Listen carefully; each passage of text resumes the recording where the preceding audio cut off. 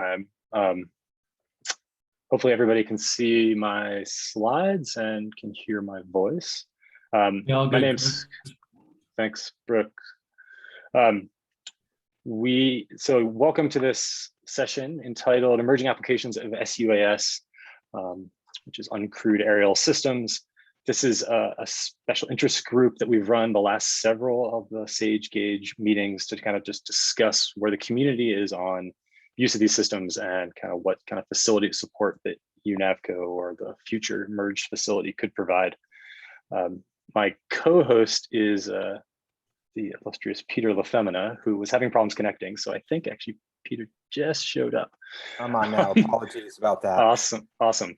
So I'm going to hand it off to Pete. Let Pete sort of preface the session a little bit more, and then we'll dive in. Pete, I can just advance the slides whenever you're ready. So awesome. Thank you, Chris, and apologize everybody. Zoom. Okay.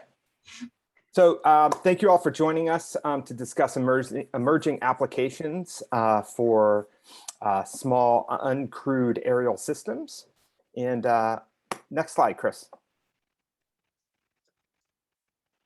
Oops. So just to go over some Zoom etiquette, if you haven't learned already over the last year plus, please make sure your real name shows in the participant list so we know who's on the call, and you could do that by clicking more next to your name, then rename if you need to change how you appear. Please mute your microphone. If you're not speaking, if you're not one of the speakers, please have your microphone muted so we don't have any background noise, and it's best to wear earbuds or headphones.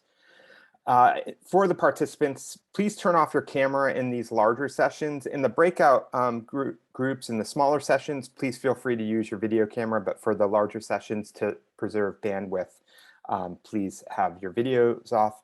And of course, limit distractions. Please turn off notifications, close or minimize other windows. I know we all sometimes tried to do multitasking during these, but it'd be great to have everybody involved during this discussion. You can have auto transcripts with closed captions. They're available on the bottom of your Zoom toolbar. And finally, use the virtual platform chat box instead of the Zoom chat so we can capture all the questions during any questions that you have during this SIG. Next slide, please. So we like to foster some effective collaboration during this special interest group. So please treat others with respect and consideration and value the diversity of views and opinions. If you find yourself maybe raising your hand too many times, wait a couple of turns and let somebody else maybe speak. Please be considerate, inclusive, and respectful and collaborative, and communicate openly with respect for others, critiquing ideas rather than individuals. This group does come from a diversity of institutions around the world, and from colleges to research institutes. So remember that realities will vary between different people in the SIG. Believe others if they describe situations that seem different than your experience, and support each other in brainstorming solutions based on different realities. That'll make this a much more effective collaborative experience. And please communicate with leaders if you have any issues or would like to switch breakout groups if breakout rooms are used during our SIG today. Okay, Chris. So again, we're going to be looking at emerging technologies. Our goals here are to break this up into kind of 1 hour segments. I just lost being able to see the slides. Can you still hear me? Yep, can still hear you. And I can still see the slides. Okay, great. I don't know what's going on there. There we are. So for the first hour, we're going to review the current state of small uncrewed aerial systems in support of geodetic and geoscience research, and highlight emerging applications and recent science results enabled by sUAS. So we have two speakers that are going to share with you. That represents the steering committee. So all of that, I think, is. Okay.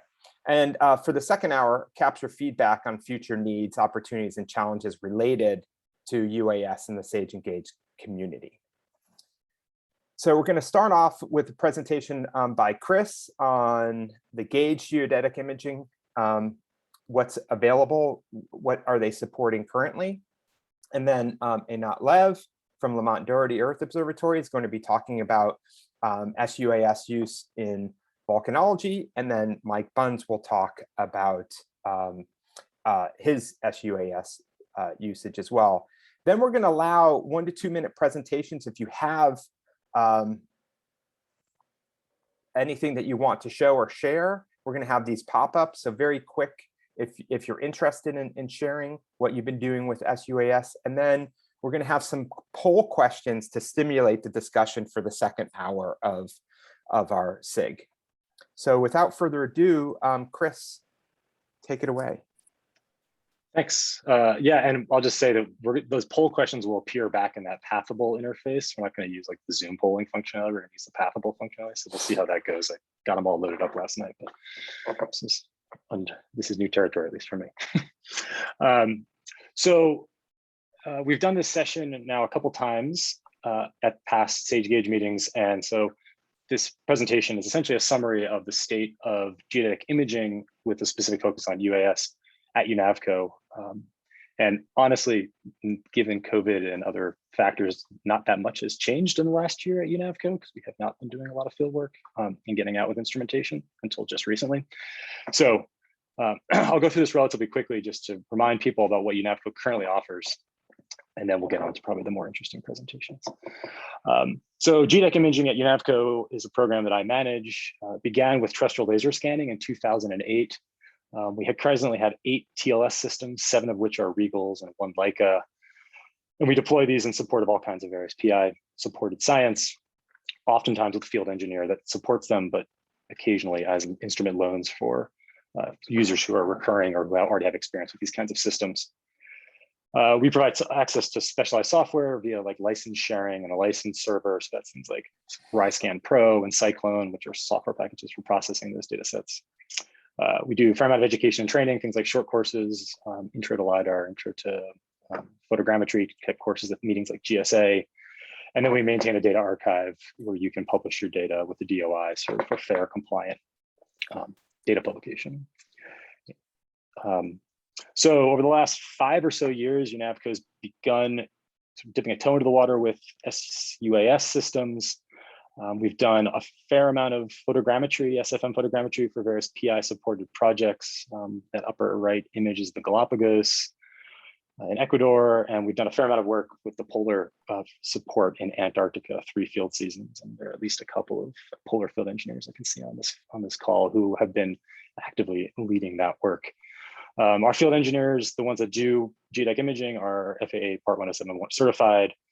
And most of our equipment pool has really focused so far on these lower cost platforms, probably the kinds of systems that those of you participating in this meeting are also flying, things like Phantoms and Mavics and other sort of lower cost systems. We've not yet gotten into like higher payload, higher cost, more sophisticated systems. And that's one thing we can talk about later in the session. So this is our current instrument pool or platform pool, so to speak, the flying systems. You see a couple Phantoms, a couple Mavics. We've got 1 Matrice 600, which is a larger 6-rotor system, and then a Matrice 100 and a 210. The 210 has the RTK integrated as well. And then we have various sensors that can fly on these, including the Zen Muses that are on the Matrice 100 and the 210. More specifically, we also have an albedo sensor and then 2 Mica Sense multispectral systems, the Red Edge MX and the Altum. And I'll show you a couple examples of projects that have been done using those. Those were acquired not too much before COVID. So I think they've been down to Antarctica, but that's about the only sort of deployments we've had with those so far. A couple of just examples of relatively recent applications of these UAS systems. This is Lake Agnes Rock Glacier. This is PI Dan McGrath, who's at Colorado State University. This is a site near west of Fort Collins, that's kind of up in the mountains, where we did a survey for Dan. We've also deployed terrestrial laser scanners at this site, so we actually can look at those 2 data sets And for this application, the SFM is certainly a much better tool than TLS is for a variety of reasons. This is a survey, 40 minutes of flying time, 780 photographs, 2 centimeter pixel resolution, and basically 100% coverage of the rock glacier, which is something that's hard to do with a terrestrial laser scanner, given the size of this feature and the size of the landscape. There's the DSM generated from that photogrammetric product. So that's kind of a classic geomorphic mapping type of application that we've done. In Antarctica, we've also used these tools for biology. So this is an overflight of an Adelie penguin colony in Antarctica, 288 photographs, 15 minutes of flying time, and 8mm pixel resolution. And this is cool because you can actually like zoom in on this and actually count individual penguins. And so that was the goal here, was to sort of automate penguin counts from UAS, which is otherwise a very labor intensive process to try to do with other technologies. Another example of recent work, relatively recent work, is McMurdo Dry Valley's LTER in Antarctica. This is what they call the slime experiment, which is a great name. And this was actually done with the multispectral imaging system. So direct georeferenced RGB imagery and multispectral imagery from that Matrice 210. And this is what those products look like in the various band combinations. And then moving on, so that's just a couple examples of things that UNAVCO has done recently with these systems. Quickly just talk about data publication, because this is also something that we support. And you can basically do this in one of two ways. UNAVCO has what was originally built to be a terrestrial laser scanning data archive, which supports archiving raw products like actual, kind of binary blobs that come off of a laser scanner, as well as point clouds, rasters, and other derivatives, and supporting information like GPS information. And you can get a digital object identifier for each campaign, and so the data can be published here. Anything that UNAVCO collects with our field engineers will automatically be published via this platform as part of our open data policy. But community members are also able to leverage this system if you've collected data and you need to get it organized and published for future manuscript submission or something to that effect. The other option that's in the same space is open topography, which in open topography, there's a thing called the community data space, which is sort of meant for smaller PI created topographic data sets where you can essentially drag and drop things like LAS point cloud files and GeoTIFF raster products and source imagery. And we programmatically upload it and extract metadata and then can give you a DOI there as well. So there's basically two pathways currently in the kind of EAR supported science community for publishing these kinds of photogrammetric or other UAS or remotely sensed data products. The last thing that people always ask is, if I'm in the UNAVCO community, I'm a PI and I would like some kind of support. And this applies to basically anything UNAVCO supports, but specifically in this case, we're talking about the geodetic imaging component. So say you want to take a laser scanner out in the field with a field engineer for support, or you're interested in leveraging one of our UAS systems, you can submit a support request via the homepage. And this is actually an out-of-date homepage because we've just redone our unavco.org website, but there's a request project support link basically on the front page. And then you fill that out and provide information such as your funder or your project logistics, and then the project manager that's in charge of that whatever program is most appropriate pick that up and get back to you and have a discussion about how to do this. Generally, support for NSF funded researchers is very low cost. It's essentially the cost of mobilization of the equipment and staff, so shipping and travel. If you're a non-NSF supported researcher, but you're inside the UNAVCO community, we generally do our best to support those projects on a as resources allow basis. So I generally tell people, if you've got questions about this, it's best to contact me in advance and we can chat about it before that support request goes in. But if you know exactly what you want, go right ahead and submit the support request directly. So that's kind of the summary of where we're at on UNAVCO. One last thing I will put up here, and I think Pete is also going to speak to this a little bit, is for those of you, some of you may have read this report. I certainly read it cover to cover, but there's this recent document, recommendations for enabling earth science through NSF geophysical facilities. This is a portfolio review of the EAR seismology and geodesy instrumentation. And this is supposed to sort of help define what the community needs in the future going forward. And I just pulled a bunch of text out of here about UAS because UAS is present quite a bit in this document. So Pete is actually one of the authors of this. So I'm going to defer to him and let him say a few things about this and maybe how it sets the stage for discussion going forward in this session. Thanks, Chris. That was a nice overview. I think maybe we can leave this for questions if people have questions about it. What I could say is there was a group of us that were invited by NSF to really dive deeply into both the SAGE Engage facilities and see what instrumentations currently exist, and then look at all of the community reports over the last, really almost the last decade, and see where the communities were going in terms of seismology and geodesy. And so we tried to basically forecast where we thought the fields were going and what the instrumentation needs would be moving forward. And clearly, the use of small uncrewed aerial systems has been gaining such ground, and their utility is so great that we thought that they should be highlighted in whatever the next facility looks like. We need to have those capabilities moving forward. And so that's the parts that I think Chris really grabbed the nice sections of the report that discuss that. But if you have any questions, please feel free to ask me. Yeah, and these are mostly sort of the recommendations pieces. There's also some science and sort of future looking sort of more discussions that were UAS appears like, I don't know, 40 times or something in this document if you do a search, because I did the other day.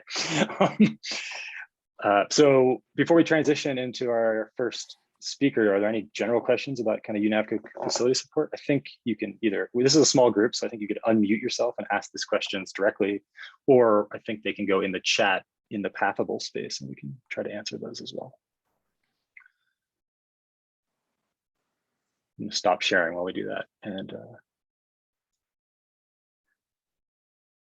okay, I don't see anything. So Annette, do you want to take over and start sharing and take it from there?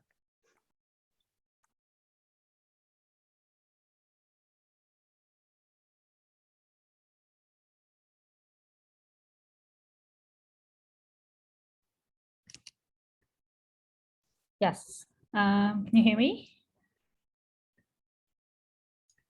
Yes. Awesome. And can you see the slides now? Yes. Awesome. All right. So hi, everybody. My name is Einat Lev, and I'm at the Lamont Doherty Earth Observatory at Columbia University. I'm a volcanologist. So today I want to talk to you guys about the application of UASs for volcanology. I'll cover some examples both from the research we do here and some that are done by other groups to give you a taste of what UASs are being used for these days by volcanology. So just to set the stage, to get everybody on the same context, there's a lot of volcanoes around the world in a lot of different places. And people don't sometimes realize that, but at any given moment, there is an eruption somewhere. There's many of them. So this is just a map from last night. There's active eruptions in Central America, South America, Europe, Africa, and of course the Ring of Fire in East Asia. So there's a lot of things that you can go and see something that's going on right now, and UAS will likely help you with that. There's also other volcanoes that are at a stage of unrest that we monitor and want to see what they're going to do. There's all these yellow triangles around here, and UASs can help us with that as well. And of course, there's a lot of geology we can learn from visiting dormant volcanoes and past volcanic areas that are not on this map. Things that we would like to know as volcanologists, these are kind of the main questions that lead us is, when will an eruption start? Once an eruption started, where would the lava / ash / gas is going to go? When an eruption happens, when will it end?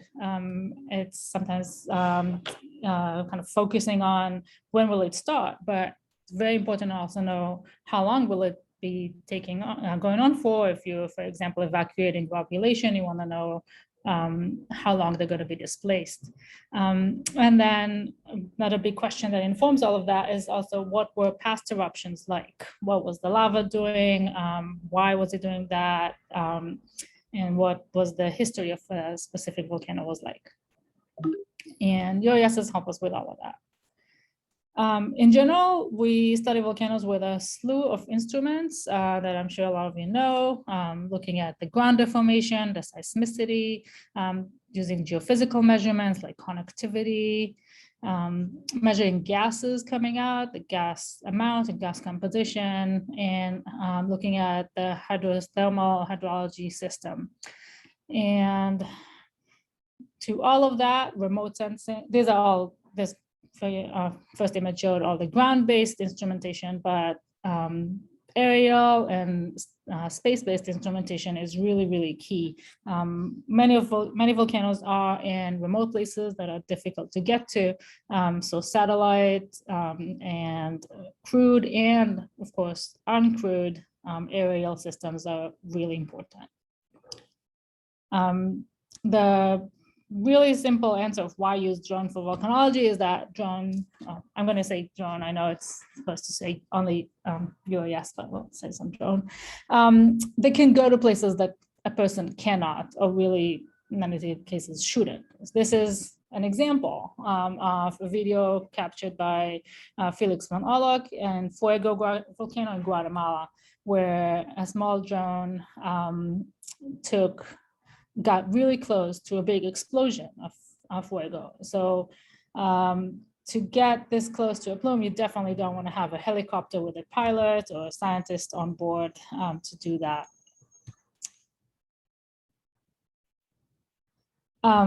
Another example is that it gives you a different perspective. This is a picture of a vent, a fire fountain from Kilauea volcano in Hawaii in 2018, sorry. This is how it looked from the ground, just standing next to it. And this is how it looked from above. So you can see a lot more dynamics and where the lava is going and what's happening. So why drones and why now? There's a lot of answers. One is it gives you proximity, it can get you close. A lot of times when there's a volcanic eruption happening, there's an exclusion zone at multiple kilometers that no one can get access to, and you really shouldn't. It can be 5 kilometers from the vent, and if you want to get close to it, a drone is the way to get there. It provides safety, so you can fly them in places you wouldn't want to fly a helicopter or an airplane. They can be fast and get you places very quickly. They can provide frequency of measurements. For example, if you wanted to see every hour what happened to the front of the lava flow and where it was located, a drone is a very simple way to do that, rather than have to launch a flight or a helicopter, which you may be able to do once a day or at best.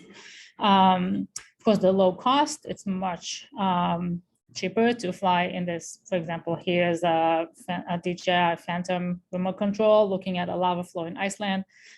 This whole thing costs $1,000, $2,000, which is comparable to maybe an hour, a couple hours of a helicopter. It's easy to use. You can train students, and we have trained students to do that. And it gives you a lot of versatility. Drones can carry a lot of different sensors, which we'll show some examples here. To the picture from a really, really awesome review that I refer all of you to by James et al.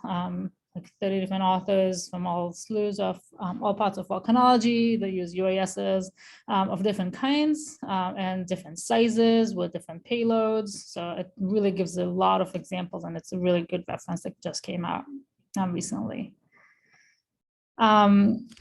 Drones have been used a lot for disaster response.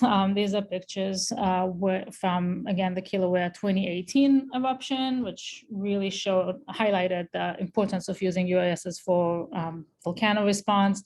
In this case, our team was called onto the geothermal plant. You can see the pipes where the lava was getting very close. were in the area with night vision capabilities, which the helicopter at the time didn't have, because we had thermal cameras on board.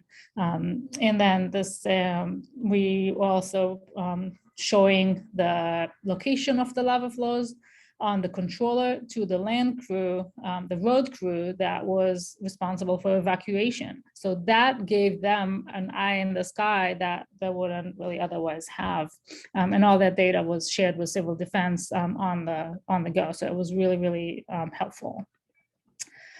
For the science, of course, the first order and the most commonly used application of drones is to provide visual observations in places that are hard to reach. This is an example of it's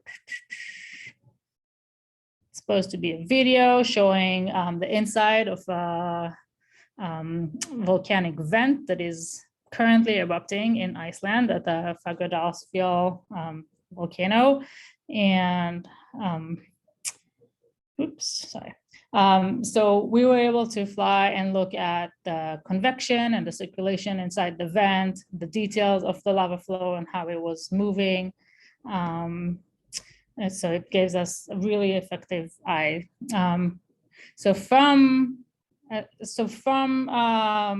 visual observations, like it was shown in the introduction, structure for motion gave us the capability of building DEMs, the digital elevation models. And with drones and with the repeatability that they provide, you can start looking at things like change detection, looking at topography over time. This is an example from Kilauea 2018, which shows the caldera of Kilauea in 2009, well before the eruption. You can see here the buildings of the Hawaii Volcano Observatory for scale. That was the original vent. And then during the eruption at the flank of the volcano, the summit was collapsing. So the USGS looked at that over time. They did daily flights and built these DEMs over time, showing the collapse of the caldera. This is the first time that a caldera collapse has been documented in so much detail. So this is a great video by the USGS showing that time lapse. In our group, we looked at the lava domes, so that these are lava flows that are very viscous. And the problem with those is that they can sometimes get emplaced and then collapse unexpectedly, not necessarily as a result of more effusion. So it's very hard to forecast when that will happen. We looked at a lava dome at the volcano of Sinabung in Indonesia, which is very close to very big cities. So there's a lot of population at risk and has been erupting viscous lava flows and building lava domes for many years now. In 2014, my postdoc Brett Carr did a ground survey. So you can see the roads where he took ground pictures and built a DEM of the lava dome and was able to assess, in general, the volume that was erupted, but not a whole lot of detail, not enough detail to really assess collapse risk. So in 2018, he went back with the UAS and did a survey with photogrammetric survey of the lava flow. And that was enough detail, enough structure that we can feed that into a numerical model of dome stability and look at how that dome might be stable or unstable, what areas are at risk of collapse, as a function of assumption that we make on the properties of the lava.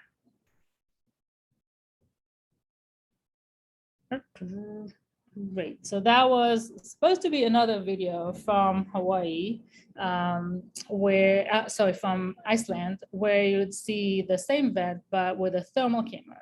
So obviously with volcanoes, there's a lot of hot material. You really want to know how hot it is, and looking at things with a thermal camera gives you a lot of information.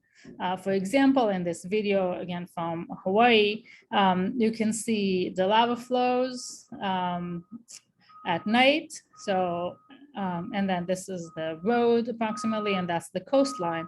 And you can also see the thermal signature of the lava as it entered the water. That's something that a visual camera wouldn't tell you. Also, this was collected in the middle of the night, that picture with the road crews, and gave a again, a really important information for how hot the lava was and when it was reaching the ocean and at what pace. With combination of visual and thermal information, we can start doing real kind of fluid mechanics and looking at things like the lava rheology. So for example, in this study, we took the USGS drone hovered over a section of the channel, and we're able to do velocimetry, get really high resolution detail of the velocity field, looking at kind of choke points in the flow and different data, and then compare that with a finite element numerical model and extract from that properties of the lava. For example, is it shear thinning or shear thickening? Is it Newtonian or Newtonian? What is the viscosity? And things like that, which is something that before, if you just kind of stand on the side and you see the flow very obliquely, is very hard to do in that kind of detail. Another application is to characterize flow structure. Lava flows, you may have heard, know that there's up, a grain size can tell us something about the condition in which a flow was in place. So this is a picture from 2009 where we actually used a laser scanner to scan the lava flow in the field to get into the question of what is the flow morphology and the grain size. But it was very, very, very hard. These terrains are very difficult to walk on. You can cut yourself, twist an ankle very easily. And it's very, very time consuming, even if it wasn't that dangerous. You can see here students with measure tape or a ruler, and even with the laser scanner. It was very, very time consuming. But it's important, and these fields are big, and it's important to know what they're like. So recently we went to Sierra Negra volcano in the Galapagos, and with a combination of repeat temperature measurements and a high resolution DEM, we produced a heating rate map of a lava flow. So how quickly each pixel really warmed up before, during, and after sunrise. And then the roughness, so the characteristic slope of each area. And together, we used machine learning to produce an algorithm for automated surface classification. So this is a much bigger area and would have taken many broken ankles and many cut wrists to produce on foot. Some more applications that people use drones for is, of course, looking at gas measurements. Gases tell us what the volcano is maybe about to do if you see a change in chemistry. This is an example from Costa Rica, I think, where they flew, and the color of the picture of the marker is the concentration of sulfur dioxide. So you can get kind of a 3D structure of the plume. So we are able to just let the people at the IMO in Iceland put their multi-gas sensor and a gas collector bag. So that just takes a sample and brings it to the lab for a much higher quality analysis, and fly that through the plume of the volcano in Iceland just this past month. Another type of sampling that drones were used for in a volcanic area is to collect a sample of water. This is at the Kilauea Lake. After that crater collapsed in 2018, a water lake formed. This is highly toxic. You really don't want to get anyone near that, but it's also it's very deep down, so it would be very hard to fly into. So they used a drone with a bottle hanging from it to collect samples from that water lake. Geophysics is also done with drones sometimes. In this case, for example, they were able to show that this lava flow that's exposed at the surface, if you put a magnetometer on your drone, you can actually see that it's much bigger. It's all this magnetic anomaly underground. And that's work by Mel Rogers in Florida. So to summarize, UASs are really changing volcanology, how it's done these days. They provide access to places that before it was just inaccessible and just not practical to get to. There's a whole collection of applications from disaster response, mapping and documentation, seeing topography and change detection, thermal measurements, any kind of combinations of these, looking at gases, taking samples, doing geophysics. And people are also talking about using them for deploying instruments. You would want to have a camera right at the vent when there's a change in the chemistry, but you don't want to get there. So maybe a drone can help you launch it or put a seismometer. And also to maybe build stations where UASs can come back and go, that they can get charged, and maybe do a weekly flight over a volcano to look at change, collect some samples and get kind of a long time series, which is something that we dearly lack in volcanology, where we often do a response rather than a preparation to an eruption. So I hope I gave you a taste of what's going on in the field, and I'm happy to take questions. Thank you, Einat. That was awesome. Nice coverage of all the cool stuff that's happening in volcanology. Good thing. Sorry the videos didn't work. I'll try it later. Maybe I'll share that. Okay. Any questions? Yes, I have one question. Okay. Thank you for the great talk. And do you know if any group is working on the instrument deployment with these drones? Yeah, people are working on it. Some in NASA and some in Japan. I haven't been directly involved in that, but I think it's really important to try and get there. Because a lot of times, I think the team in Bristol might have done some of that too, with the kind of dragon egg deployment, where they kind of like lay them there.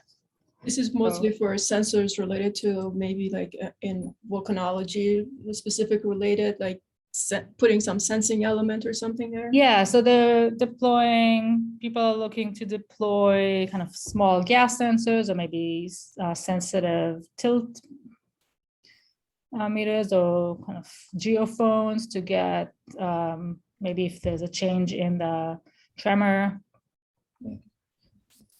They have to be pretty light. You're not going to like carry a whole lot of like maybe a huge seismometer. And you also want things that you can deploy without having to dig and worry about ground coupling and leveling and all that, right? So it kind of tells you what kind of instruments you can put, but there's a whole range of things that are being done.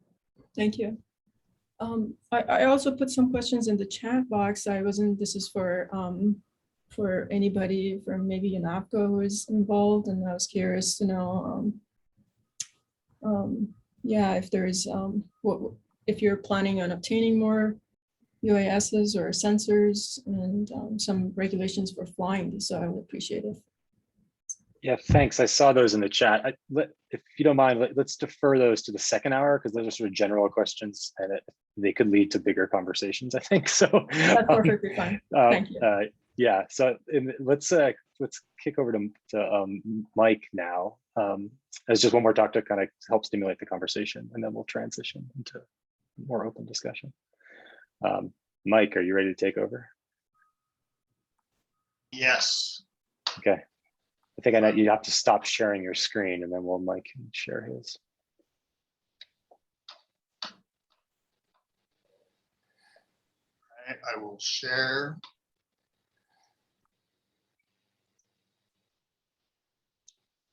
Okay, how's that? Looks good. Looks good. Can't see you, but looks good. Can't see me. Okay. I don't know. Oh, I don't know how to fix that now. I think if you just mouse over yourself, you can turn your cam on, but if not, no worries. Okay, sorry about that. Yeah, I don't know. All right, well, hi, and thanks everybody. Yeah, I'm Mike Buns. I'm from Utah Valley University. And so I want to talk a little bit about our experiences with use of drones. We're much more narrow than Dr. Lev big emphasis on high resolution topography type work. Get my, there we go. So like I said, we're primarily high resolution topography. So we're using small uncrewed aerial systems to collect photographs, also GPS, GNSS data, then doing structure from motion processing with Agisoft to make these topographic products. We've done a bit of other work. We have another sensor, a couple other sensors around in the department. But my familiarity is primarily with the topographic work. Our motivations for this are a few fold, sort of, I guess. Primarily research type stuff. So both student projects and faculty collaborative things. And really this work's created a lot of really neat collaborations for me and students. And we are a four-year institution. So these are kind of senior level projects. But our focus is faulting and earthquakes, tectonic and geomorphic change related to kind of faulting, earthquake, tsunami processes. So, you know, some tsunami deposits. I've spent a fair amount of time looking at the precision and accuracy of the topographic models we make. And we've done some other things, dabbled with snow depth and some other work. And I had a colleague who was doing infrared work, imaging wildlife primarily. So a teeny bit of familiarity with that. And then I do teach a class that I can mention quickly, hopefully here at the end. A senior level class where we use the drones and high resolution topography as a project and kind of a vehicle for other learning outcomes. Let me show you kind of what sort of equipment facilities we have. So maybe shapes everything else here. It's maybe of interest to people. We started out with DJI Phantom 2s, very low budget, with GoPros, and then customized them to run these very nice Sony cameras. We did a lot of work with that. I'll show you an example. Those have gone by the wayside. We moved on to Phantom 4 Pros, which probably everybody's familiar with. So we have a set of those with iPad minis. And then sort of our flagship for the topographic work is this fixed wing SenseFly EV Plus. I can talk more about it. It's an enterprise solution sort of product with software and with the onboard differential GNSS capability for tagging camera locations and photographs. We've worked with several other DJI platforms, kind of like Chris showed earlier, Matrice 100. This thing down here, I customized that with onboard PPK capabilities. Colleague flew that into a tree, but such is life. Work with a Matrice 600, and we have a Matrice 210 that has the AR capability in the department. The GPS stuff's important, as maybe everybody's completely aware, and we do have our own reference station and rovers, and we've recently obtained a set of 4 of these new Emlid Reach RS2s, which I'm pretty excited about. Acquired those during COVID, so we don't have a lot of experience yet, but they're looking really promising. And then we have a nice set of workstations and laptops with a lot of GPUs, which is a big boon for the research and the teaching. And then we're running network attached storage devices as sort of a server capability for storage and just that warehouse, lots of data. And that's worked out really well, a pretty inexpensive solution for us. A fraction of the cost of sort of purchasing storage from our IT people on campus. All right, so I'll run through some example projects we've done.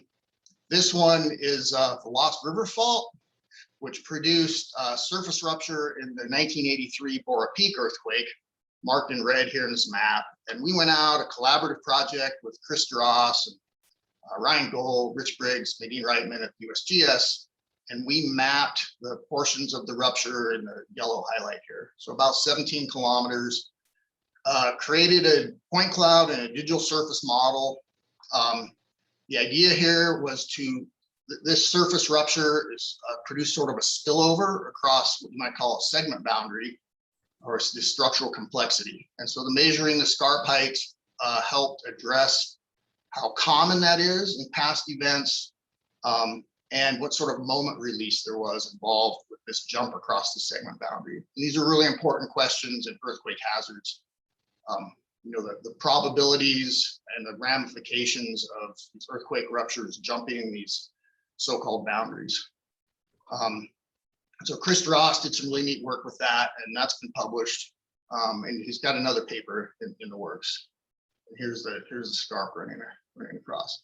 And so these data, right, provided really efficient, accurate way to measure these scarp heights. We think better accuracy, and in the long run, much quicker than trying to make measurements in the field. We did this all with these old DJI Phantom 2s. So these are forgotten sort of, but I show you anyways for where things have come and how fast they're evolving. So this is just back in, you know, sort of 2016. No mapping apps to fly these things, no real-time video feed, none of that. Just totally flying by hand, georeferencing everything with ground control points. We put out almost 200 ground control points. In case anybody's not familiar with what that is, you put a marker on the ground that you capture in the aerial imagery, and you measure its location. And then that gives scale and orientation and a position to your topographic model.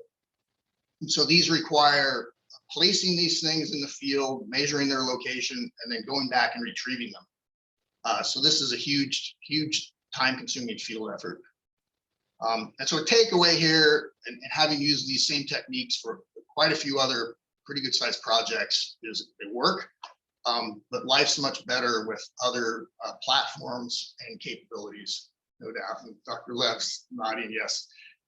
This was fairly epic work. I wouldn't do this again. Super proud of it, but wouldn't do it again. So here's something a little more high tech. So we went out to the creeping section of the San Andreas Fault here with the goal of making a point cloud in 2017, and then differencing that point cloud against the EarthScope LiDAR collected in 2007 to see deformation of the land surface from the tectonic motion. This is collaborative with Chelsea Scott at ASU, who's a real differencing expert. We've got this SenseFly EB Plus with the onboard GPS capabilities, differential GNSS capabilities. And we flew about 3.5 kilometers of the fault here, sort of in a day and a half, taking our time. This is with students that were sort of in the middle of being trained, so we allowed a lot of time for that. And we got really excellent results from this. Here's a differencing product. So this is produced with moving window, iterative closest point, where you divide the region into sort of pixels, windows, and for each one of those, you can compare where it is today by the land, the shape of the land surface to where it was in the older data set, and get a displacement, a full 3D displacement, and change in orientation and scaling. So it's a full deformation, and you can calculate strain from it. And so here you're seeing fault parallel motion up this way in red, down in blue. So we've got about 30 centimeters of offset, which matches the results from other data sets. And then part of the beauty here is the aperture you can see the deformation at. So INSAR is fantastic, but you can't resolve these little pixels. Creep meters, you're stuck in here close. So it gives us this medium scale, pretty high resolution distribution of the tectonic change. And the result here is that the deformation is quite narrow on the fault. Sort of takeaways from this were that this EB works, and I can show you some accuracy results from that as time allows. Sort of independently done. Getting the coordinate systems becomes a real sort of a little bit of a pain in the neck, to be honest. And I'm not a geodesist. Then also, being able to put things on an airplane and fly somewhere with it was kind of important. All right, and then kind of a final example here, a big project. So this is also with Chelsea Scott, and we kind of had some money around and thought we'd go down to the southern San Andreas, south of Palm Springs, here on the Salton Sea, and in about 4 days, see how much of the fault we could map the high resolution topography. And we're pretty proud of what we did. In about 3.5 days of field work with 4 people, we flew 40 kilometers of the fault to a width of 0.5 kilometer to 1 kilometer. This is almost 16,000 photos. We did all this with the EB+. So we feel like this is a nice step in the field efficiency. But of course, processing this is facilitated by good computing. So we have laptops in the field. And I think that's a real plus for this kind of work, easy to obtain these days. So you can get drafts of the models and see that things are working. And then back home, we've got a suite of computers we can talk about that let us process something like this in a couple of days of processing time. Here's some quick example. This is a zoom in your Painted Canyon. If you know that area, it's kind of famous on the San Andreas Fault. So that's kind of a zoom ortho photo from our structure for motion work. Then here's the same place in the LiDAR from 2004, the B4 LiDAR, a hillshade. And then there's a hillshade made with our structure for motion data. So we have that kind of increase in resolution along this entire 40 kilometers of the fault. Some takeaways: that planning is really key. Having a plan for each day, where you're going to launch your drone from, set up a reference station, people knowing their job, maintaining your equipment, charging batteries is all really important. Another goal of this project was sort of a test run for what we could do in a rapid deployment, like after a surface rupturing earthquake in the region. And so it's kind of promising for that, and for potentially the ability to even do repeat surveys and catch after slip from an event. If you can locate where to fly and plan that out, you could, on a daily to 4 or 5 day basis, be covering pretty large areas, even with just one of these UAS. Let alone if you had 2 or 3 with prepared teams. So to mention the undergrad curriculum, so I developed a class. It's kind of scary to think, it's 7 years ago, I think now already. I prototyped a class I call Geospatial Field Methods. And this is a class this is senior level undergraduate cornerstones projects. And it quickly evolved so that almost all the projects are to build a high resolution topography model, so DEM. And the reason for that is it's a really nice product for the students to obtain, but to create that product, they have to implement the skills and concepts that are really the learning outcomes for the class, which is basics of geodesy, geoids, ellipsoids, NAD 83, that kind of thing. Basic course GPS, like with an iPad, with planning the area, putting out ground control markers, things like that. Then running the differential GNSS to get accurate positions on things and georeferencing. The structure for motion work and the UAS work. I think this is a pretty successful class. It is a lot for the students. It's a lot of broad concepts. And honestly, one of the biggest problems is the age-old problem of time management to finish a project at the end of the semester. But it's a lot of fun, and we've got some really great successes with this. So quickly then, a few thoughts on UAS platforms. Obviously, you saw really super awesome in the previous talk, Dr. Lev. The platform totally depends on payload. So what I've shown you, super narrow, we're carrying a camera, and it doesn't have to be a very big camera. Considerations for us for this kind of work, our ability to map large areas, but also the ability to work in confined areas. So any fixed wing is going to struggle in a really confined area, and it's also going to struggle to fly really low because they have a minimum speed at which they'll stall.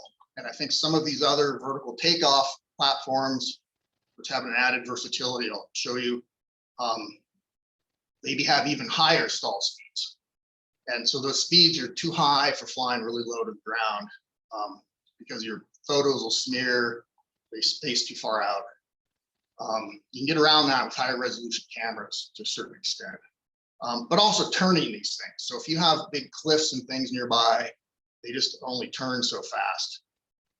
And then also what you can program in to the flight planning for topography to avoid is kind of an issue too. But anyways, but accuracy, so the onboard GNSS is definitely the way to go if possible. Reliability is obviously key. Portability, so getting it on a commercial airliner, but also maybe on your back to carry somewhere. The software is super important for how you're managing the flights, but then of course costs. So these are expensive. These are upwards of $20,000 last I looked. So the fixed wing's great, and ours in particular, the differential GNSS on board is just a real boon. The software this product comes with is terrific. We can cover lots of ground. We do have caveats. So to repeat the cost, our fixed wing, this EV's styrofoam, it's not great in high winds. It'll do some wind, the minimum speed, and it needs area to land. So I'll try a quick video. So here's the thing taking off. So this is Brigham Young, former student and launcher extraordinaire, launching near the Salton Sea. And then, how's that? Here's a landing. So here's the EV coming in right there. And it just comes in and belly flops. So it's a $25,000 belly flop. But it works pretty well. It's pretty reliable, but you need a bunch of space. Doing this alongside a high-speed RV is pretty scary. I would not have done this the first time we flew it or the fifth. And you can see where I'm standing, was out towards the road, kind of in case. But anyways, so vertical takeoff and landing options might be really great. RTK, Phantom 4, I'm really curious on that. Customized drones, people are doing that. But then some people are limited by having to use US-made devices, I know. All right, I'll skip over this. I've done a lot of work with the georeferencing and accuracy, but I want to run out of time, so we can come back to that if people are interested. And so kind of to conclude, I'll mention computing for this kind of work. It's an issue. You want good computing, but the new off-the-shelf hardware is just terrific. And GPU equipped laptops are huge to have in the field. And then I'd mention that clustering workstations with AgiSoft is actually quite easy and extremely powerful. Lets you get around RAM limitations and speeds things up. And the good hardware is really great in the teaching because students can repeat and fix mistakes. And so I'll just kind of end with this then, throwing out some challenges and questions. The rules are a big issue. And then georeferencing and accuracy, at least for us, is a big deal. Is staying correct. That's it. Thanks.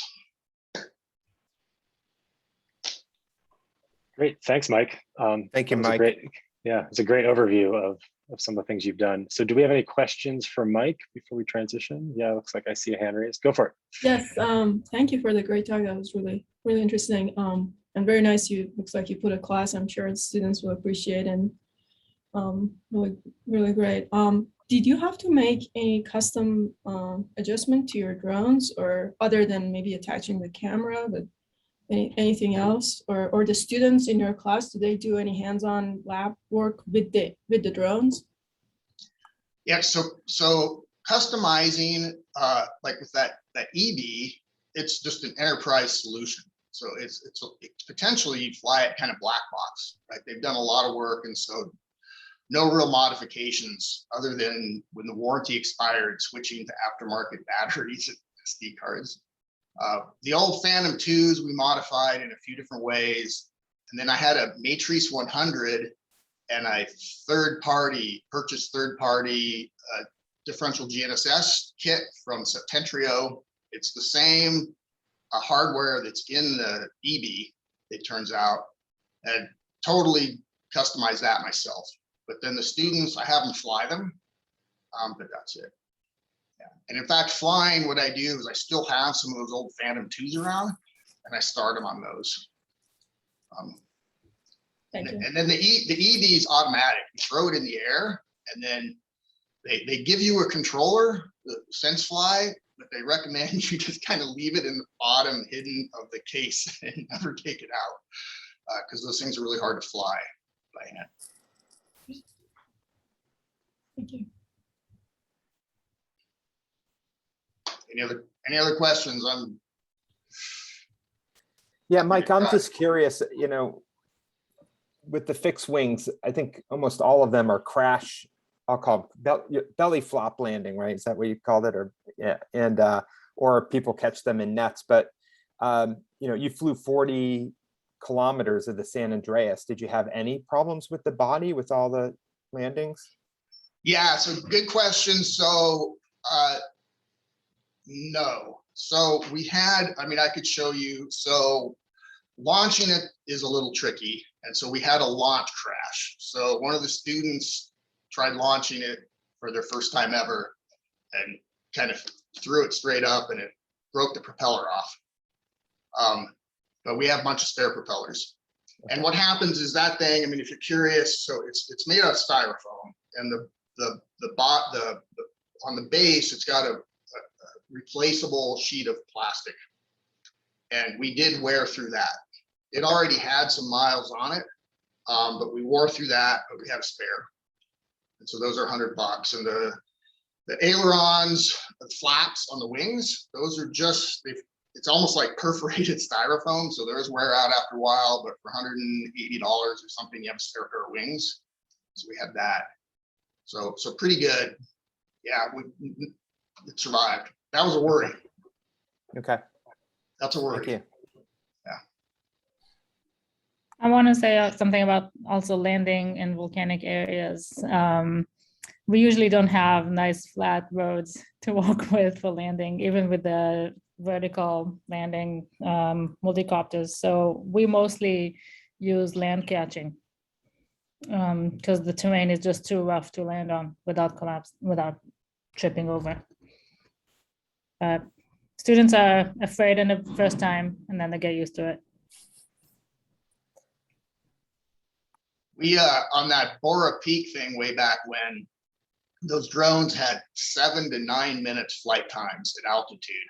So we had to hike a lot and launch close to where we were flying, and we'd be up on the hillsides, and we would just dig out a small platform. We just thought liability, we probably should have just caught them, but we didn't. So we would dig a little platform this big and landed on that. It was kind of funny. And we were like cave people out there because we're supposedly high-tech geology geophysicists, and we forget to bring a shovel and dig with a rock. Anyways, that's a huge problem. And so like this EB, it constrains you big time. Yeah.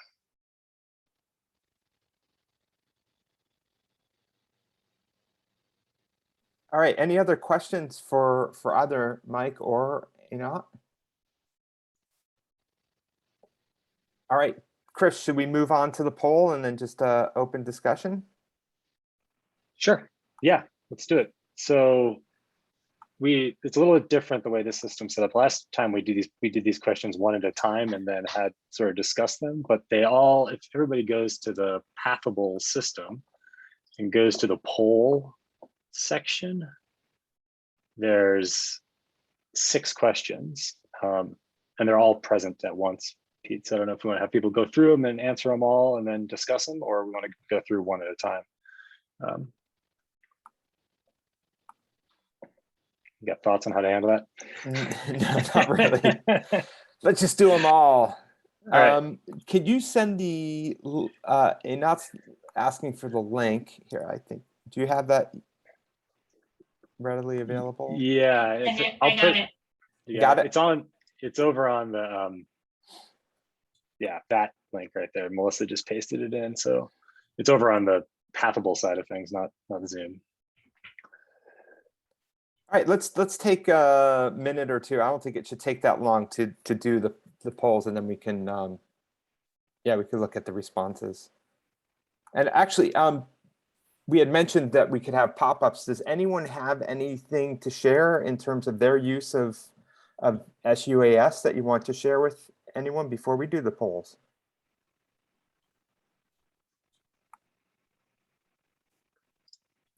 All right, then yeah, we'll do the,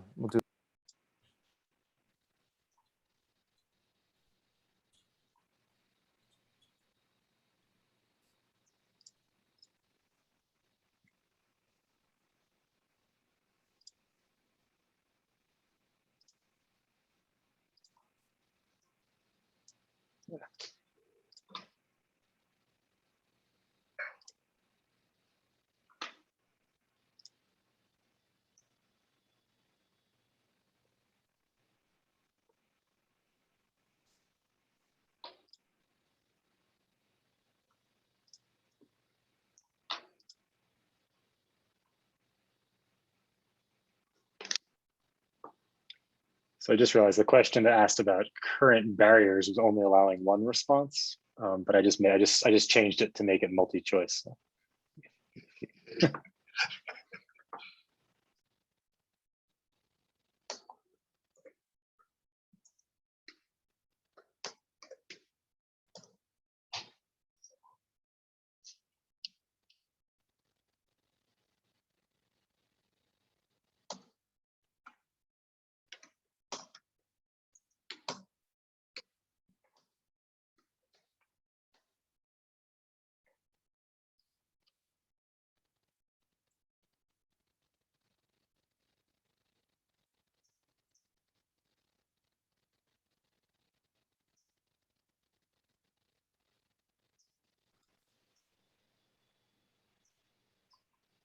So can people see the results of the polls once they click on the thing? You can see the bars results. Okay, it wasn't clear how that was going to work exactly. So if people have sort of filled them out, we could go through the first four were just like multi-choice, and then there's two at the end that are more sort of discussion oriented. So we could maybe go through the first four, and then people can chime in with their experiences related to each of those questions. That seems like a good approach. Sounds good, Chris. Okay. So question number one was, are you currently using UAS in research or education? So looks like 44% said yes to both, 25% research, and 31% said no, period. So does anybody make comments on this just broadly, or specifically? I guess the other question that would be interesting to me is what, if you are using it in education, so we saw the example from Mike, but are there other examples of how people are using them with students? I think that would be an interesting topic. I'd love to hear more about it if people in this call have that experience. Yeah, hi, this is Shimon. Hi, Shimon. I think you can actually, instead of each one of us look at it, you can share the screen that everybody can look at it together. Fair enough, we can do that. Yep, let's do that. But I started teaching a class, was last year, Geospatial measurement techniques, which to teach our GIS students, not necessarily from earth sciences, ability to go and measure things in the field. So it covers different things, including total station, RTK, just using the GPS on the phone, and drone. Now, unfortunately, what happened is that the pandemic started and we weren't able to do these models, and we had to go to online resources. But I think it's very important to expose the student to these different measurement techniques, and drone is always the highlight, and they're very excited about it. So I had very limited exposure with that, but I'm looking forward to do it again this year. Yeah, we have students from CS, kind of data science people do kind of internships where they helped us with processing some of the large data sets that we have, but we can get them kind of an added bonus of like, this is how this data was actually collected, and teach them how to fly the drone, on our campus, just to give them a sense of how it's all collected. I wanted to say that we use a lot of the videos that we collect for outreach.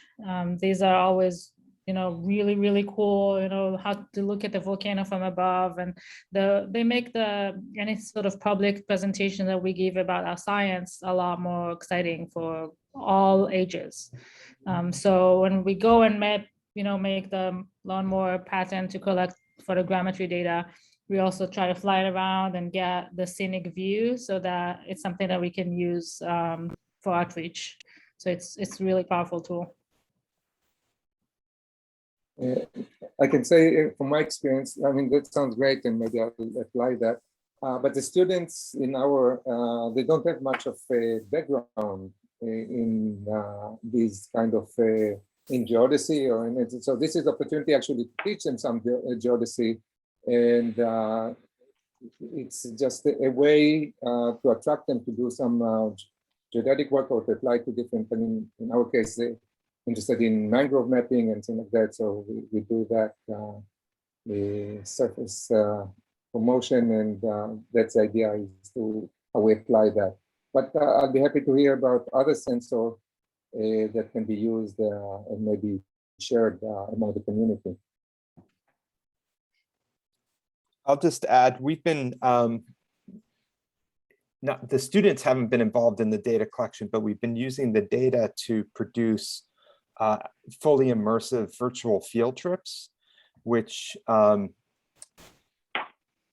great serendipity there that we had a whole suite for our intro to physical geology before the pandemic started. So technically our students were still able to go in the field to our local field trips, but using data collected with drones and just optical imagery collected on the ground.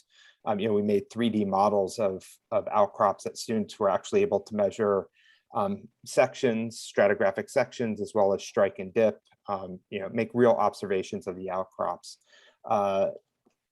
Hopefully they're going to be back in the field this fall, but it's just another utility of using these imaging techniques for education. I have also, I work at Iris Pascal and New Mexico Tech, and I have been working with our mechanical engineering department on campus and kind of developing a drone that would be capable of installing sensors in the ground, like seismic sensors. We've been, this is really brand new and still in a lot of research and phase, but we have graduate and upper undergrad students made a small team, and they're working on, we started focusing on mostly installing in ice and snow. So the students, we're developing a tool that could be put on a drone and would be able to melt the snow and ice. Yeah. Maybe I could add, with teaching the undergrads, there's at least a few to maybe several that have gone on to use pretty specifically skills from the class concepts in work or research. So a couple working in industry, a couple in grad school, a couple went and basically got hired by Tim Stahl and working with Nathan Nemi to make them a DEM, and got involved in some neat research that way. So they're definitely, I think it's pretty amazing. It's a widespread, this techniques are becoming out there in the world. So it's very practical.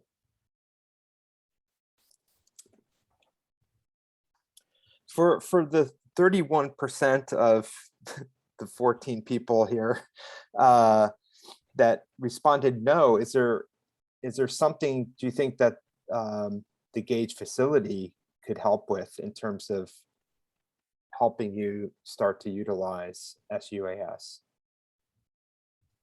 if that's of interest to you? Yeah, I'll answer that. I clicked no, even though, you know, I work with a lot of my colleagues use, you know, sUAS, and so I do kind of ride their coattails and get, you know, nice outreach videos, or we do research, you know, from their stuff, but I've not, you know, collected my own imagery with the drone. So, and I think that was one of the other questions, like what's the barrier? And I think there are people who have, you know, a different range of complexity of systems on campus, including CRESIS, which is building like their aerospace engineering. Like you need a lot of licenses. Center for Remote Sensing Vice Chiefs, they have like big drones that you need a lot of licenses to get. And so I guess I do see like this as a place where Sage Gauge could contribute a lot. And I'm trying to think of the parallels and distinctions from the LiDAR, our LiDAR approach that didn't gain as much traction as we thought in terms of needing training and licensing. And I don't know. I mean, it was a successful program, but that seems like something that doesn't have the longevity in our merger to make it through. I think that's correct. I'm not totally positive, but so how is sUAS going to be different? Is it easier to use, or you don't need as much training, or the processing isn't as hard? Like, how is it going to be the next new thing that has more applications? Or sorry, I'm still like hashing out my thought process as I'm talking. So sorry for not being very articulate. But that's kind of where I'm trying to think of the parallels of how it could be shared more easily at a shared facility versus other things that haven't taken off as well.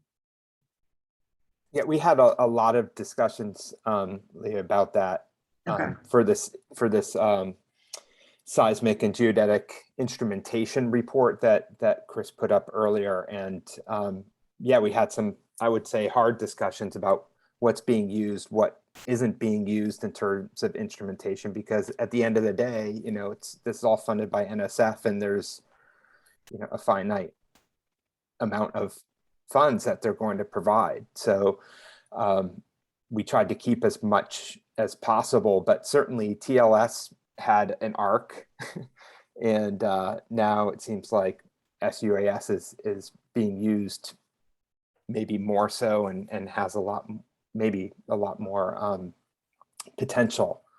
But at the same time, people still are using the terrestrial laser scanning. So we don't want to get rid of it completely, but yeah, no, I'm using it. I mean, we're using it a lot as well. So I don't want to negate that. But in terms of it being shared in a lot of different applications by a lot of different PIs, it didn't diversify the way that I think we had imagined.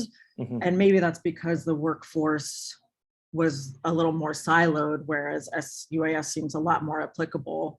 I mean, Michael was just saying that a lot of his students are going on to using these in jobs right away, which maybe we didn't see that transfer.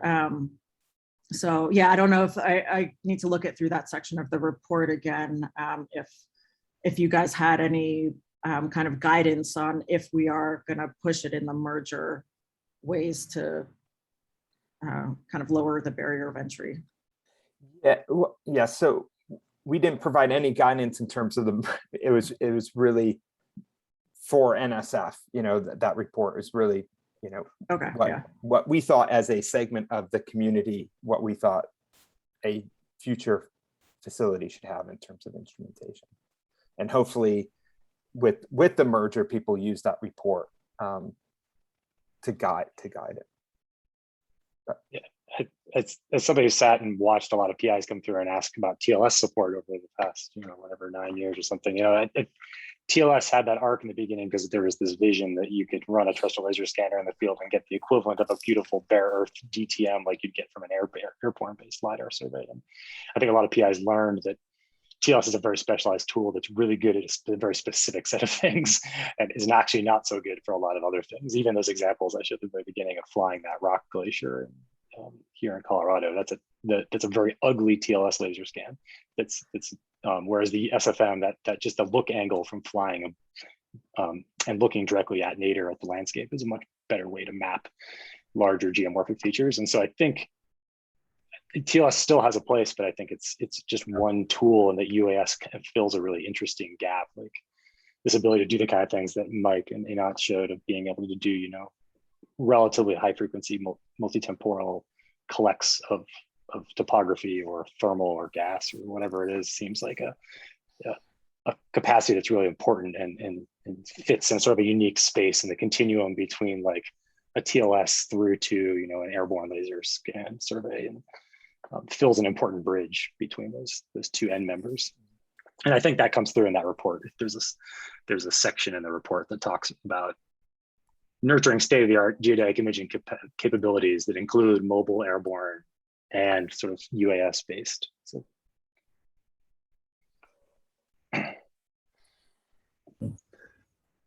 I have a question. The technology is developing very fast, and something that you bought 5 years ago, maybe you don't want to use it anymore. You want to replace it with something new. So how does the community deal with that? If we want to purchase something for the community, know that it has very limited lifespan.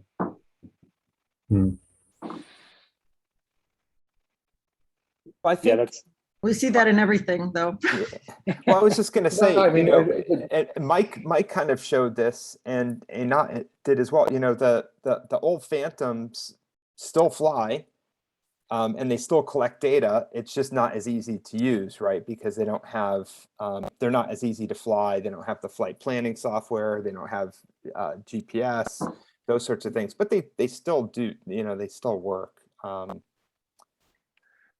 But yeah, everything becomes outdated eventually.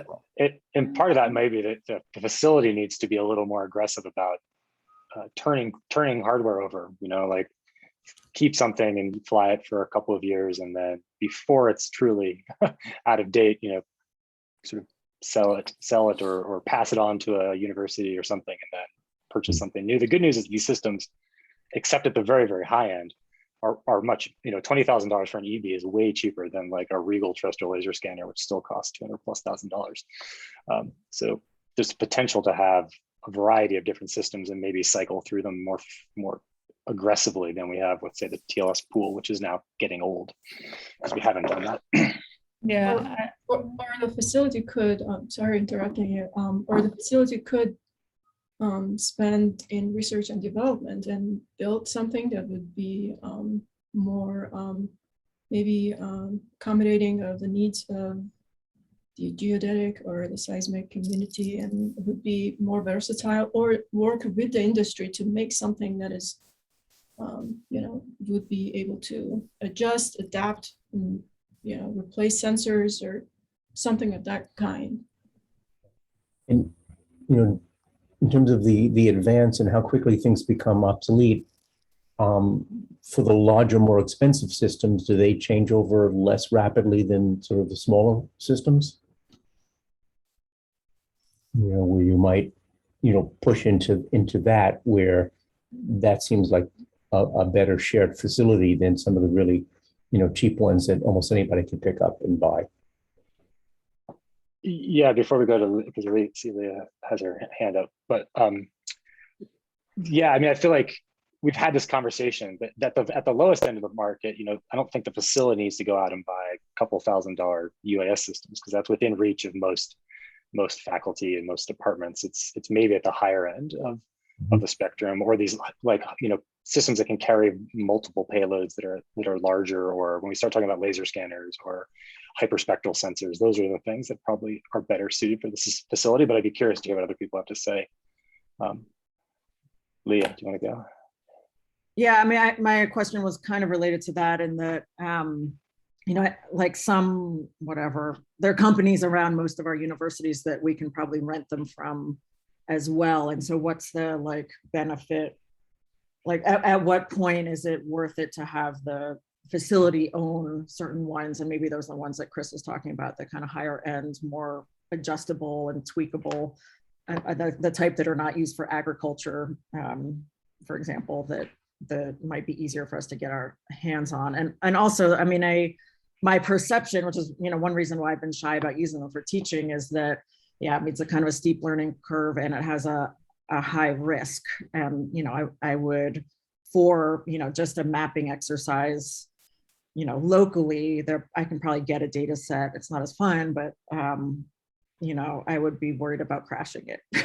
I guess I would be worried about, but maybe that risk has reduced a fair amount if you have the license, that people aren't crashing them as much as they used to. But yeah, that would be one of my concerns. I think there is some value in having the aircraft in-house as much as possible, for that very reason, the ability to take these out and for the pilots in command to be able to fly them on a fairly regular basis. You get used to their idiosyncrasies, and like we saw in the presentations earlier, just landing them can be a treacherous thing. And so I think there is value, particularly in the higher end ones, of having those in-house where we can. And if it's a commercial type rig, so much the better. It has fewer idiosyncrasies, and a lot of those quirks have been ironed out, which is kind of nice. I could join in. I second that, I guess. I think so. And with what you said, you raised a bunch of great questions, I guess. Like I still have those old Phantom 2s, which at the end we were paying $300 for. And so I can let students try flying one of those. And then some students, they don't want to fly them, and then other students, right, they're just like, we want to just go nuts with it. But we've had pretty good success. And then even a Phantom 4, as long as they're available, it's not that expensive, right? I used to be with our Trimble rover, I was much more afraid about somebody dropping that, because that's like a used Audi, up on the top of that 2-meter pole. So there's that. And then, but you had me thinking, Lee, I mean, it's probably what you guys are already thinking about is what are the applications here, and so like as an earthquake person, one thing I see is, we get a big surface rupturing earthquake. It'd be awful nice to have like 2, 3, 4 teams that could go out with EVs or the equivalent and full map it, right? So you're not waiting weeks for LiDAR and you're doing it for the same amount of money or less and with greater detail. But how do you do that, right? Because then maybe the equipment just sits around all the time waiting for that. And so it could wait, decades. And then with this work, I feel a little bit like, in my experience, the devil's, like with everything, I guess, the devil's in the details, right? So basic SFM is really easy, pretty easy. But getting it right is harder, and doing these big projects is harder, and that comes like what you just said, Joe, right? It comes with the experience of having worked with them. So at least for days.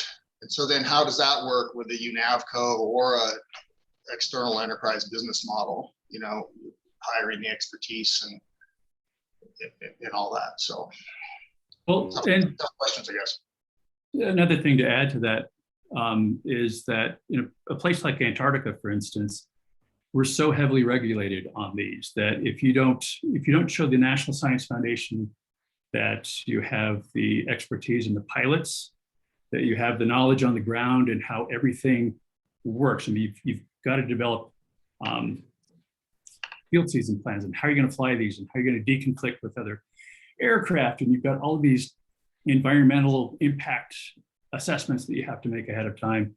NSF doesn't like it when things crash into the penguin colonies or down into the caldera of Mount Erebus, for instance. And so there's an awful lot that goes with proposing a project and doing the field work with the sUAS in Antarctica that you really don't have in a lot of other areas. And so once again, if we're going to be focusing on some of these areas, we'll have to take that into account, that having the expertise and having that skill with the aircraft, it's all going to factor into our ability to actually perform the work in some of these areas. And if we have all of this in-house, then it's a complete package that we can offer to the PI community. And I think that's one of the biggest advantages to having, trying to create this as well as possible within the Sage Gauge facility going forward. Thanks, Joe. Can you actually, that was one of the questions that was asked in the chat is what are the regulations for flying a UAS in Antarctica and Greenland? Could you quickly summarize that since you clearly have expertise on that? And I think it's great. Akram, you mentioned that you are looking at developing the UAS to deploy seismic sensors, and I think that's really cool. One of the things to keep in mind is that currently the National Science Foundation has been really keen on using commercial off-the-shelf flying platforms. You can attach sensors all you want to them, but they're worried about flyaways, controllability. Can you operate within a geofence effectively and without any issues? And so that's sort of the fundamental part of that to look at when you're designing these aircraft for the field. The NSF in Antarctica actually had a 1-year moratorium on the flying of any UAS aircraft until they could get their arms around this. this all developed so quickly that they realized that they didn't have a framework in place to manage any of this. And so within a year, they had built something up that was very strongly based on the FAA flight regulations for commercial sUAS and UAS work. And so there are different tiers depending on the size of the aircraft that you have to operate within. You have to have a pre-season ConOps report where you go through all of the possible flight aspects, the environments you're going to be in, how long your flights are going to be, maps. You've got to have an environmental assessment for the entire area that you're flying through. You've got to have recovery plans in place. And then you've got to meet with the people in MAC Ops. It's the communication center there in McMurdo to talk to all the incoming, outgoing fixed wing aircraft and helicopter assets. And then on the day before flights, you've got things you've got to do. During the flights, you've got check-ins you've got to make. There's this really rigorous framework that you've got to operate within, and it's worked out really well. And it gives the NSF quite a lot of confidence in a team's ability to pull this off without significant impacts to the environment if you can check off all of those boxes. And we worked really closely with the NSF in developing some of that, just because we were some of the first people on the scene with the UAS. So that's something that goes into the pre-season planning. It's something that goes into the planning just before the flights and the day of the flights. But at least it's all spelled out, and you've got a lot of different people that are operating on the same page with that. Greenland, honestly, we have not done any sUAS work in Greenland. There is some nice things about being fairly remote from other types of operations outside communities and the like, where the impacts of flying these aerial platforms isn't going to be as great. But I would anticipate adhering to, at the very least, the FAA guidelines. And yeah, it's something that we're going to need to look into, actually, to better establish what the Greenland government would be expecting from us for operating out in that area. We've done some, both the small, I mean, through Croesus and through Krell, both the small and the larger fixed wing. And right, the rules are a lot more lax, but the logistics of getting things there is tricky. Yeah. Akram, does that answer your question a little bit? I sort of hit a lot of different things on that. I kind of have a question. So, in sort of a share, do they, with Antarctica, are you beholden to the line of sight and altitude rules like FAA Part 107? Yes. Yeah, 100%. And as you know, it's a challenge, but we've got observers and the like. And we've managed to, it's worked out pretty well. So, and the ability to fly fully automatic with a pre-programmed flight plan and to pull that off and go fully manual if you need to. And those are things you have to be able to demonstrate as well. Yeah, because that's a huge issue, right? And so, like, for that, some of that work I showed y'all, that's a real challenge, that line of sight and the altitude, especially with a fixed wing, technically, because the FAA says, 400 feet, so if you have a obstacle, hilltop or a power pole, whatever it is, you're 400 feet above or to the side. And so the fixed wing's not, obviously the fixed wing's not doing that, right? It's just pretty much flying the whole thing 400 feet above that. So above the valleys, you're pretty far off. Once you graduate to a larger aircraft, the rules change. You get into a different tier, but of course at that point, you've got to be pilot certified, and yeah, the stakes go up and the requirements go up as well. But there are allowances for flying beyond the line of sight for those larger platforms. I don't know exactly what the cutoff is, but it would be labeled within the FAA guidelines. So we're not totally restricted in that regard, but for the sUAS, we are.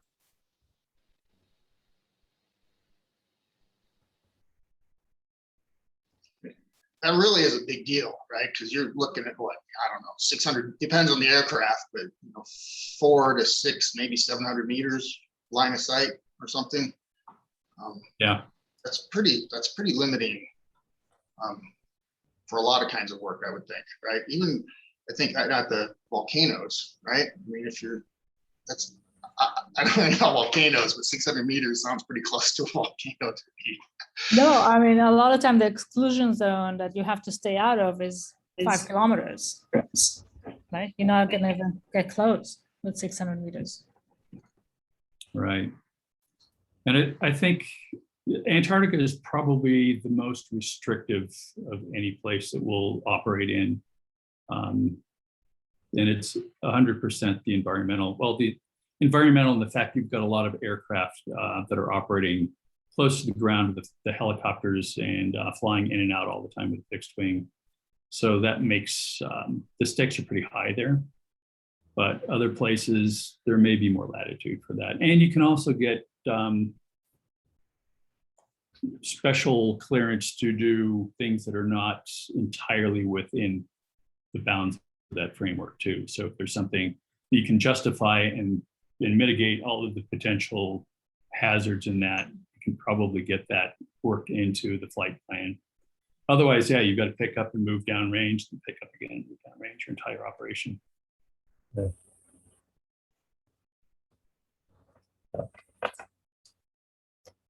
Hopefully the places I'm thinking of are pretty flat, so line of sight's not as much of a problem. Yeah.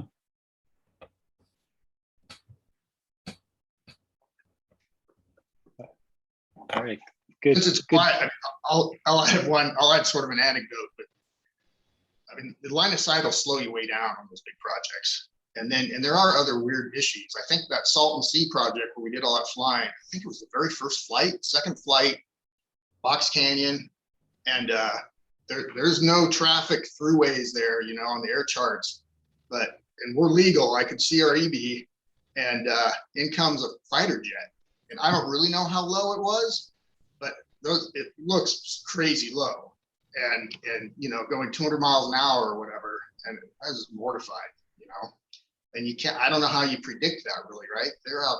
They can't fly wherever they want sometimes. It's like. So there are weird security safety issues.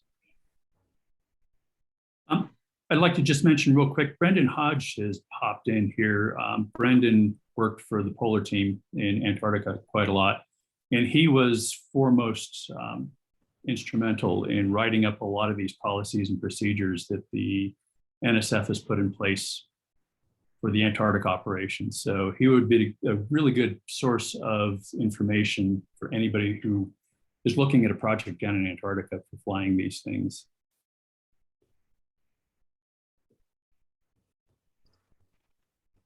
It actually raises the question, Joe, if we should make that document available somewhere on a website at UNAVCO, because I think it probably is a good resource that other people might want to look at.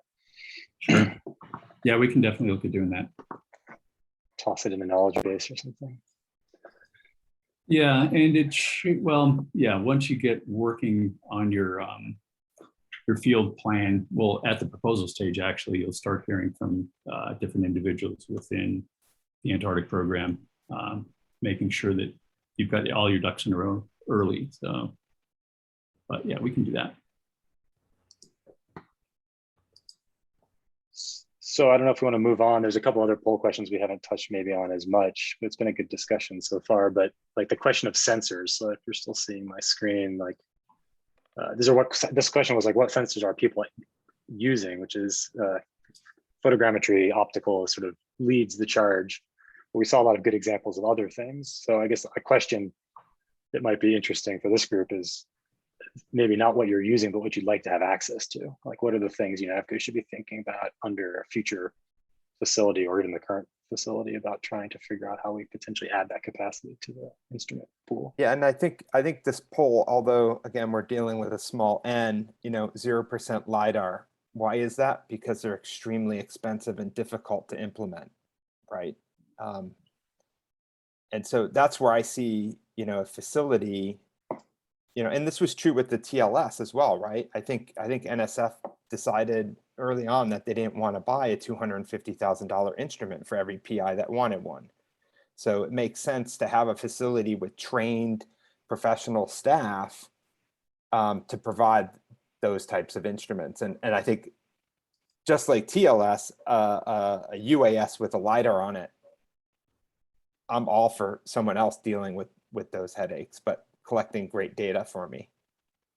Yeah, I love having the idea of LiDAR on a UAS. So Yeah, yeah, and there are, Yeah, that'd be fabulous. Yeah.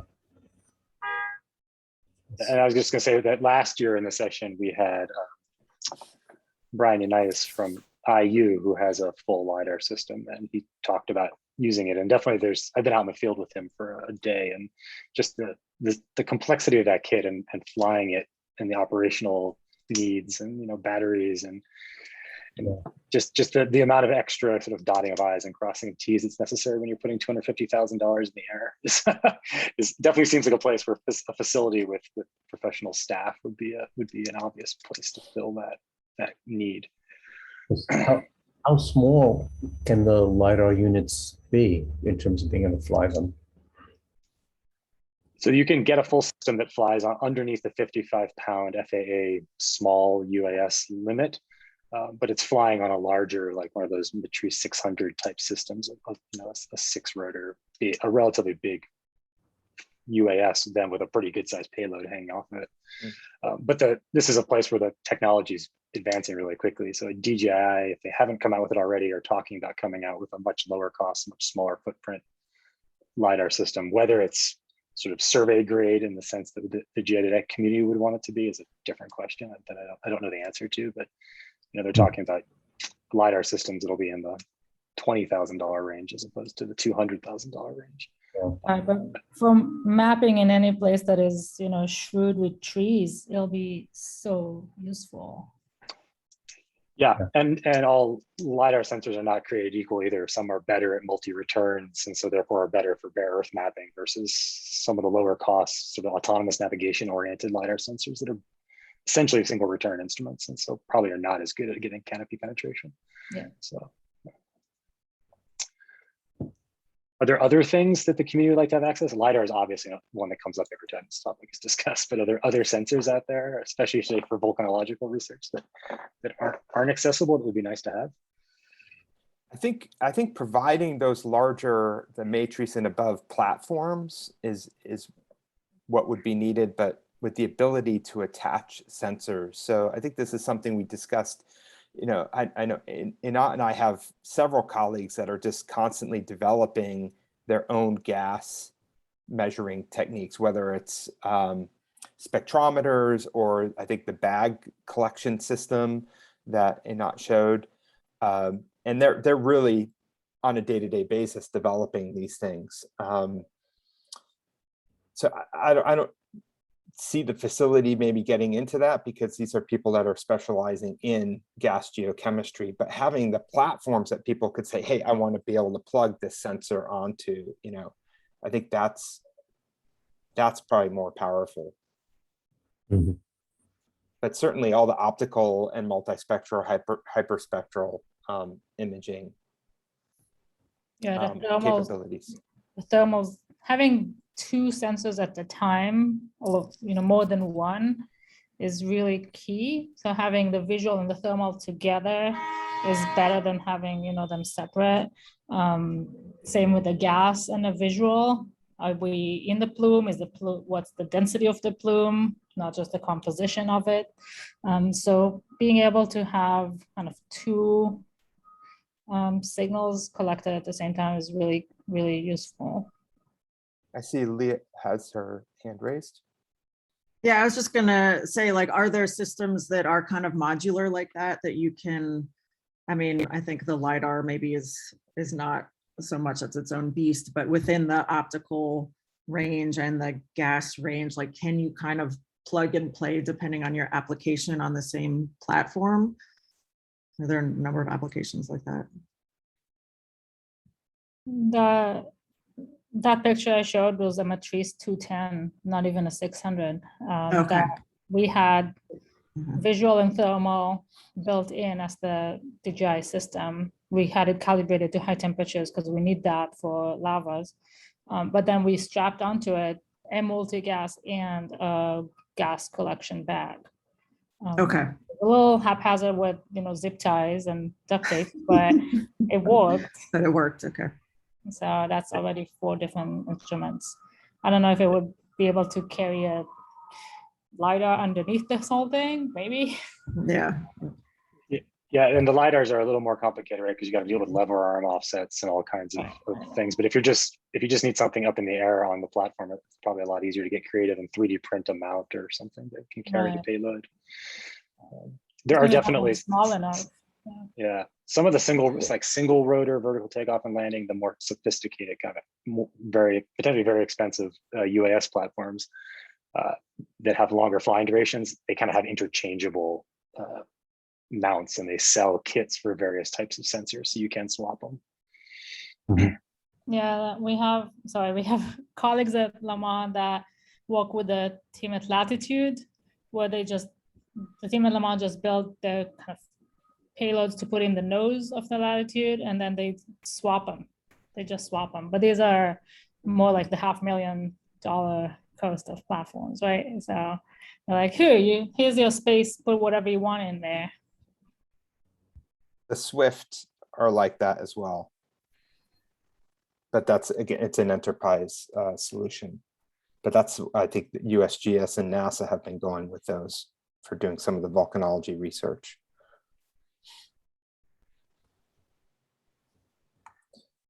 We have a couple minutes left here. You want to keep going through the polls, or do people have questions, comments they want to make? I think the only poll question we haven't really touched on is this opportunities and needs for training and best practices, which there's some good answers here that are pretty, I think we've seen these types of answers in the past when we've asked this question. And Mike certainly has spent some time on the last one there, which is accuracy, quality control, which is a big deal, especially for kind of multi-temporal change detection types of things, that like the creeping San Andreas example. The first one, which is sort of a training course for Part 107 certification, has definitely come up as well as something that potentially UNAVCO could facilitate. I don't know how many people on this call have taken the Part 107 themselves, and if they, like I know some of our staff have taken kind of online training courses, but versus like UNAVCO doing something in particular. I'd be curious to hear if people have thoughts about that specific, like the actual training component. How long is that training? Was it like hours or days? I think they're kind of self-paced and several hours perhaps. Yeah. We have all taken just online, kind of reading the book and the online of what was available, and the students took the exam, and because it doesn't have any hands-on component, right? It's just like learning for your DMV exam. So I don't think you need any dedicated course. It's not field specific anyway. I kind of agree with that, having taken that thing 2 or 3 times now. You just got to memorize a bunch of stuff. It's kind of onerous, to be honest, but it's well intended. You know, I don't know. I mean, you can kind of self train on it, I guess. It may be documentation to conveniently share as a training thing for people would be great and easy.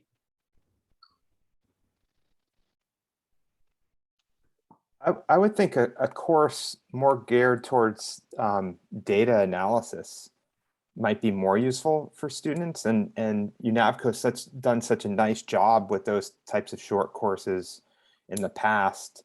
But I'm just thinking, a day of Agisoft. Yeah. What are the basics for creating a DSM? We did one at IFC in 2017 that Mike James taught, and it was really great. We have the materials for it. Really a step-by-step. We provided the data set and walked through step-by-step quality control and filtering and all that. And we've used that as materials. So I think UNAVCO can easily make something like that people would share over and over. And it's so important to have people do that before they actually go out in the field. I think Mike alluded to that several times in your talk, right? And just so you know what you're getting into. And actually, UNAVCO has taught, with Ramon Aerosmith, myself, and Chelsea Scott have taught these intro to structure for motion photogrammetry courses for the last several years at GSA, and we're doing another one, next month or in October. But actually, those courses have really been more about the processing of it's like the Agisoft workflow, or once you have the photographs through to building a point cloud or a raster. From those, not so much about sort of UAS survey design or considerations for flying the actual UAS. So that would be an obvious expansion, would be to sort of start with the data collection and best practices and some general recommendations, survey design, et cetera, talk about ground control, and then go through the SFM workflow. So that would be an addition, but we have pretty good resources on how to do SFM right now.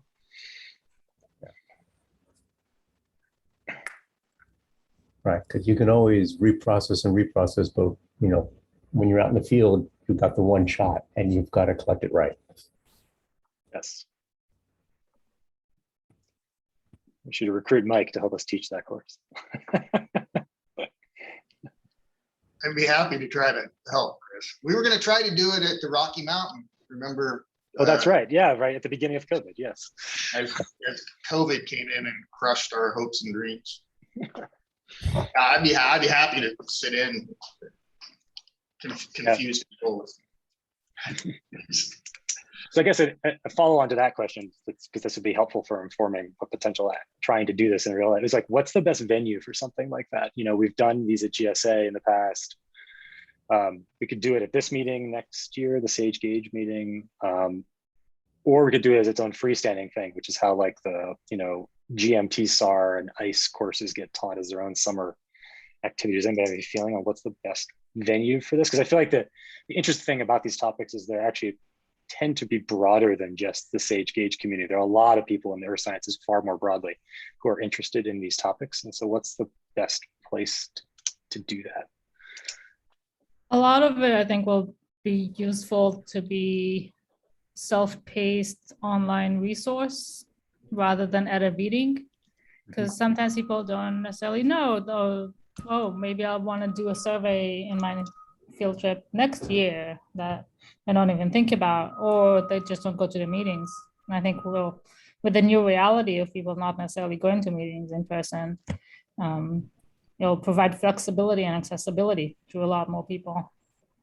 And sometimes it's hard to clear the time for both a meeting and a several-day short course before or after both.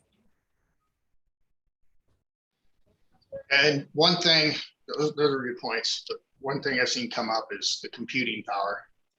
So you can make really small data sets for people to work with. But so like what we were going to do for that Rocky Mountain is use our GIS lab, where we knew we had computers, at least with GPUs in them.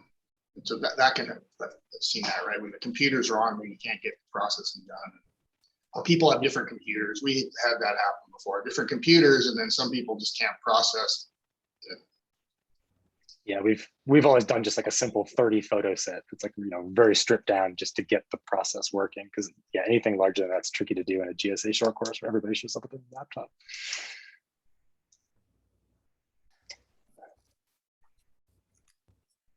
So I think we're at the top of the hour, and I've been told by Melissa that the system will kick us off at 5 past. So okay. We have a hard stop. So does anybody have any final comments or questions that they'd like to put out there?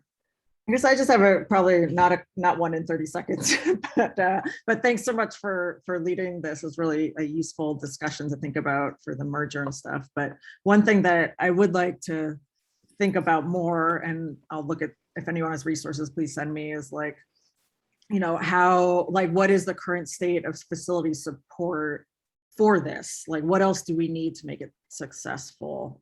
It's kind of like the last sentence in your description. And I'm not so sure what that looks like right now. So if people have ideas, that would be helpful.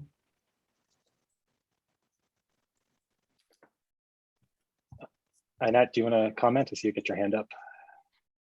Yeah, not on that. I had another something that I think we should think about is the role of the facility in a rapid response to an event situation. We mentioned about having to survey a large area in response to an earthquake, but also having volcanic eruption will have the same issues, also with access, because a lot of times it's restricted, but different kind of senses. Everybody want to go, everybody wants a drone when a volcano erupts. So can a facility maybe say, okay, UNAVCO is on it, we're going on there, we can collect this kind of data. So not everybody just submit requests and make rapids. And we've been having those discussions with both in our discussions for the subduction zones and 4D initiative, but also Converse, which is a community volcano rapid response, which I've been nominally put in charge of the UAS group for that as well. So there's plenty of interest, I think, in our community for having some kind of rapid pool, not only for seismometers and GPS GNSS, but for UAS platforms as it might not. Because you'll have the expertise. If something happens, you don't have the expertise in-house sometimes to do some of this, maybe more distant, more dangerous type of flights. A facility can help with that. Yeah, and we've actually also been talking, myself, Bex, and some others at UNAVCO have been talking to the RAPID facility, which is an NSF-funded earthquake engineering and sort of response group out of the University of Washington and Oregon State, about trying to sort out an MOU for sort of better coordination, because they have a lot of the same capacity, TLS and UAS. They actually have a UAS LiDAR system. And so if in the next large geophysical event, there's probably a good likelihood that both UNAVCO and them are on site. And so trying to coordinate and share equipment and be prepared to work collaboratively is something that is going to be in this MOU that we're working on. Yeah, I don't want to get into the weeds there, but you guys operate completely differently, even though NSF would like you guys to probably operate more like that rapid facility, but they charge for the instrumentation and engineering support, which they don't provide. And so I think, that's a big difference between Sage and Gage. And for me, having, again, professional staff that's trained in the instrumentation, I know if I ask UNAVCO or Gage for GPS, or if I ask for UAS support, I know what I'm going to get at the end of the day, versus me renting from an NSF facility and me having to take all the ownership of that. It's a totally different system. Yeah, the models are very different. They do a lot of training, and with the idea that people get trained at some point, and then when the event happens, they just check out a system and go collect their own data. And nothing against, I work with engineers, but it's an engineering facility. It's not an earth science facility. Correct. Yeah. But thanks everyone for participating. Thank you. Thank you all for coming. It was great. Yeah. Thank you. Bye. Take care, everyone. Thanks everyone. Chris, we'll follow up. Yeah, I think we have to, at some point, we're going to be asked to write a summary. Okay. And then I guess, and Melissa, you're here somewhere. Yeah. I see there's a files section. Is the idea that we can upload our the PowerPoints and slides and things to that space? Yes, you can add the PowerPoints to that space. Mm-hmm. Okay, and is that something that the participants can also do, or only only the speakers? So but Mike and I. Oh yeah, yeah. Okay. Yeah, they should be able to go in and do that. If not, they can email me their slides, and I can upload it for them. Okay. And the poll information is all captured? Yes. Awesome. Thanks, Melissa, for helping us. Oh, yeah, no problem. Thank you very much. So do you want to send Mike and Annette an email and just ask them to, if they're comfortable with it, to upload their slides so that there's a record of that? Yeah, let's do that. Okay, I can shoot that email out right now. Okay. Just